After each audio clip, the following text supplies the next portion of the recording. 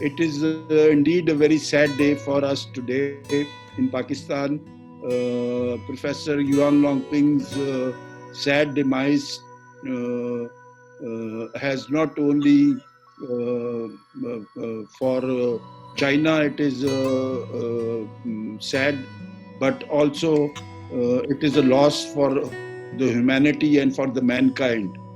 And in Pakistan, especially in the rural area, the hybrid rice technology has helped in poverty alleviation, and it has brought socio-economic changes, and it has brought prosperity in our country.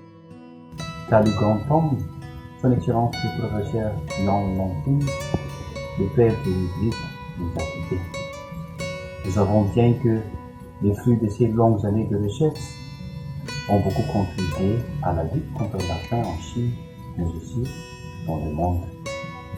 Merci beaucoup, professeur Yuan Longping, et j'espère que le monde entier se souvient de vous et continue de valoriser le travail que vous avez entretenu avec vos collègues et améliorer le monde de l'agriculture dans le monde. Avec grande tristesse, la disparition de l'académicien professeur Yuan Longping, père du riz hybride. Et c'est une grande tristesse et une grande perte pour l'humanité et une grande perte aussi pour la République populaire de Chine.